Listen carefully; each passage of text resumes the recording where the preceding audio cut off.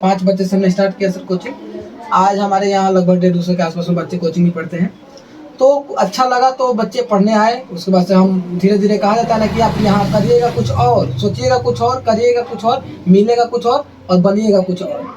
नमस्कार साथियों, मैं सुजीत कुमार और आज हम आए हैं स्नान टोला में स्थित SBM पब्लिक स्कूल के प्रांगण में हैं और आज हम बरजेश सर से बात करेंगे जो कि इस स्कूल के प्रिंसिपल हैं। तो इनके बारे में जानेंगे और इनका पर्पस क्या है और ये आगे क्या करना चाहते हैं, इसी के बारे में आज हम इनसे पूछताछ करेंगे। तो चलिए सर से बात करते हैं। नमस्कार सर मेरे चैनल में। नमस्कार। सबसे पहले आप सभी दर्शकों को भी नमस्कार WD के चैनल में। आशा करते हैं आप लोग बहुत अच्छे होंगे। अच्छे सर, पहले तो मैं आपका परिचय जानना चाहूँगा। थोड़ा सा आप मेरे दर्शकों को अपना बारे में बताइए कि मतलब कि क्या आप हैं, क्योंकि मैं तो आपको बता दिया हूँ, थोड़ा अपने तरीके से बता दीजिए। जैसे हम ब्रजेश सर, स्नान टोला में स्थित हम लोग का संस्था चलता है SBM पब्लिक स्कूल के नाम से, जहाँ हम लोग 1 से लेकर के 8 क्लास तक के बच्चों को पढ़ाते हैं और ट्यूशन वगैरह भी अपना चलता है। बाकी हम यही स्नान टोला के ही रहने वाले हैं। अच्छा सर, आपका जो स्कूल है ये कितने सालों से चल रहा है यहाँ? अभी तो हम लोग फर्स्ट सेशन चला रहे हैं 2021 अभी फर्स्ट सेशन हम लोग का चल रहा है और बाकी आगे हम लोग बहुत बड़ा सोचे हैं। अच्छा, ये स्कूल कितना क्लास से कितना क्लास तक चलाते हैं? हम लोग नर्सरी से लेकर के 8 क्लास तक के अभी स्ट्रेंथ हम लोग के पास है। 7 तक बच्चे अभी रेगुलर में है। इस सेशन तक 8 तक हो जाएगी। इस सेशन कोचिंग भी चलाते हैं? हाँ, ट्यूशन भी हम लोग का चलता है। 1 से 10 तक का ट्यूशन चलता है, सुबह और शाम। अच्छा सर, कहा जाता है कि आप बहुत ही कम उम्र में मतलब आपने एक स्कूल खड़ा कर दिया और कोचिंग भी चलाते हैं और मतलब काफ़ी आपका भी इस एरिया में काफ़ी नाम है, क्योंकि बहुत लोग के कानों से हमने सुना कि सर जो है बहुत उनका कम उम्र है और मतलब कि एक स्कूल चलाते हैं, अपने एक संस्था चलाते हैं, कोचिंग भी चलाते हैं और बच्चों के बीच मतलब कि ज़्यादा समय बिताते हैं। बहुत लोग कहते हैं कि सुबह से घर से निकलते हैं और शाम हो जाती है उनको पढ़ाते इस पर आप क्या बात कहेंगे? बिल्कुल सही बोलते हैं। ऐसा ना कि कहा जाता है, देखिए कि अगर बचपन में जिम्मेदारियां मिल जाती है तो वो बचपना वो स्ट्रेंथ में बदल जाता है। जैसे बचपन में अगर किसी बच्चे को अगर बचपन में जिम्मेदारियां जिसके साथ होती है, वो बच्चा बचपन में ही जवान हो जाता है।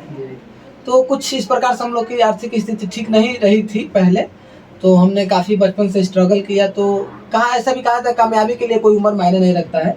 आप किसी भी उम्र में बड़े जितने भी क्रांतिकारी लोग हुए हैं, आप जाकर उनकी जीवनी उठा के पढ़ लीजिए। वो 10 की उम्र में करोड़ों की कंपनियां खड़ी कर देते, फिर भी हम लोग तो अभी बहुत ज़्यादा उम्र में हो गए हैं। इसको कुछ खास नहीं कहा जाए। अच्छा सर, केवल आप बच्चों लोग के मतलब समय देते हैं कि आप अपने लिए भी कुछ समय निकालते हैं अपने पढ़ाई के लिए, मतलब आप भी कुछ अभी करते हैं या कि मतलब केवल पढ़ाते हैं? हम लोग अपना जैसे कि हमारा एक ही लक्ष्य है कि अब बच्चों के बीच में घुल मिल गए तो इस लाइन से हटने का मन नहीं करता है। हम चाहते हैं कि बच्चों के जो प्यार मिलता है, एक टीचिंग में क्या है ना कि यही तो है कि आपको रिस्पेक्ट और प्यार बहुत ज़्यादा मिलता है।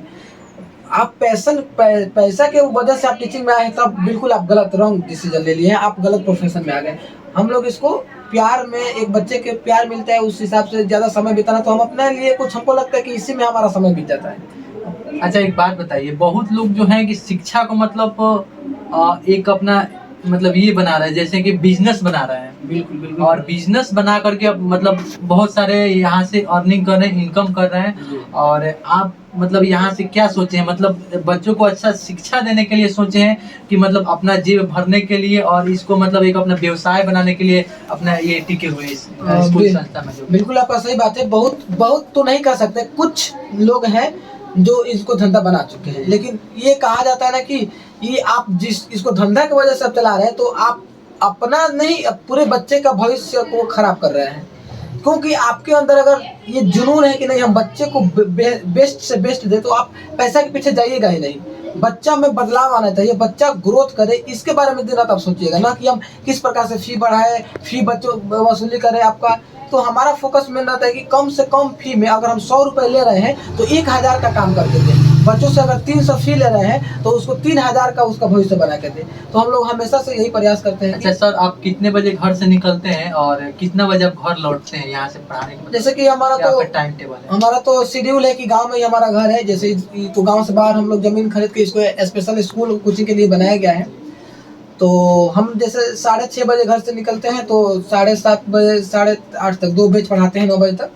फिर हम लोग 2 बजे तक ये ओवर हो जाता है स्कूल, 1 घंटा रेस्ट करते हैं, 3 बजे फिर हमारा दो बैच ट्यूशन चलता है 5-6 बजे तक। अच्छा सर, आपको कभी ये नहीं महसूस होता है कि मैं अपना मतलब जो उम्र है बहुत मेरा कम उम्र है और इतना कम उम्र में मतलब कि मैं अभी स्कूल भी चला रहा हूँ और कोचिंग भी चला रहा हूँ, मतलब आपको अंदर से कुछ ये नहीं लगता?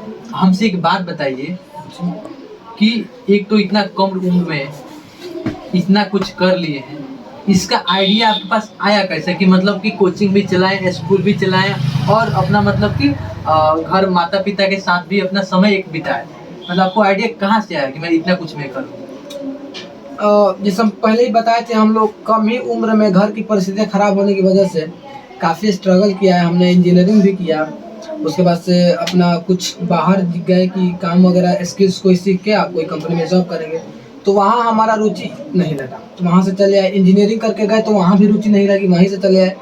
तो हमने एक ऐसा प्रोफेशन बहुत सोच विचार करने के बाद चूज़ किया कि हम कुछ ऐसा करते हैं क्यों नहीं कि हमारे साथ साथ किसी दूसरे का भी भला हो। तो इसलिए हमने टीचिंग लाइन में आने का प्रयास किया और टीचिंग लाइन में हम लगभग ये 12th के बाद हम पढ़ाना शुरू कर दिए। 2016 में पढ़ाना शुरू कर दिया। अभी ऑलमोस्ट हमको 5 ईयर हो रहा होगा, ऑलमोस्ट 5-6 ईयर हो रहा है। तो वहीं से पढ़ाना हम लोग शुरू किए। कुछ कंटेंट हमको अच्छा लगा, बच्चे का हमारा जैसे स्किल्स बढ़िया लगा, पढ़ाने का तरीका अच्छा लगा। बच्चे बढ़ते गए, 5 बच्चे से हमने स्टार्ट किया सर कोचिंग। आज हमारे यहाँ लगभग 150 के आसपास में बच्चे कोचिंग भी पढ़ते हैं। तो अच्छा लगा तो बच्चे पढ़ने आए। उसके बाद से हम धीरे धीरे, कहा जाता है ना कि आप यहाँ करिएगा कुछ और, सोचिएगा कुछ और, करिएगा कुछ और, मिलेगा कुछ और बनिएगा कुछ और।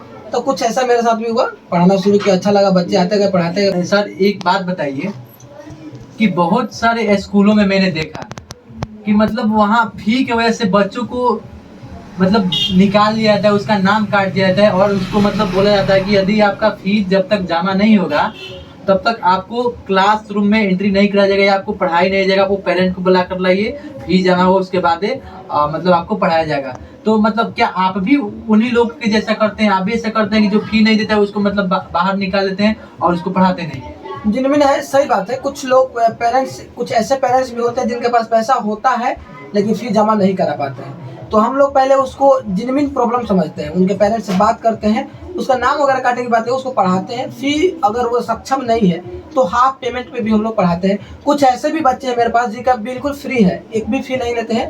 पेरेंट्स बात किए आके कि सर मेरी ये प्रॉब्लम है, हम फी नहीं देते थे लेकिन रुचि है बच्चे को पढ़ने में, तो हम ऐसे बच्चों को पढ़ाते हैं जिनकी रुचि है। हम नहीं फी देंगे, कोई बात नहीं, मेरे पास और 200-300 बच्चे पढ़ रहे हैं, उसमें 50 फ्री पढ़ेंगे, कोई दिक्कत नहीं। अच्छा सर, आप अभी मतलब कितने बच्चों को मतलब फ्री ऑफ कॉस्ट मतलब पढ़ा रहे हैं, जैसे कि उनको पढ़ने में रुचि हो और मतलब वो गरीब परिवार से आते हैं उनको, तो आप क्या थोड़ा सा कितना बच्चों को पढ़ाते हैं? आई थिंक हमको लग रहा है 20-30 20-30 बच्चे ऐसे हैं जो उनका हम फी नहीं लेते हैं। 20-30 ऐसे फ्री, मतलब कि एक समाज सेवा भी आप करते हैं? हाँ बिल्कुल, पढ़ाई के साथ अच्छा साथ एक समाज सेवा करते हैं, मतलब बच्चों को पास पैसा नहीं रहे अगर वो पढ़ना चाहता है, हाँ, और उसके गार्जियन मतलब पैसा देने के लायक भी नहीं है तो भी आप उसको सपोर्ट करते हैं? हाँ, अगर वो रुचि ले तो बच्चे, पेरेंट्स का भी रुचि होना चाहिए कि हमारा बच्चे को पढ़े और उस पर ध्यान दे। ऐसा पेरेंट्स, कुछ बहुत पेरेंट्स होते हैं जो लाखों की संपत्तियां है लेकिन उनका बच्चे पे ध्यान नहीं रहता है, क्या कर रहा है, कहाँ जा रहा है, तो वैसे बच्चों को हम लोग नहीं पढ़ाते हैं। जो वास्तव में पढ़ना चाहता है बच्चा और पेरेंट्स पढ़ाना भी चाहते हैं, घर पे ध्यान भी देते हैं, पैसा नहीं है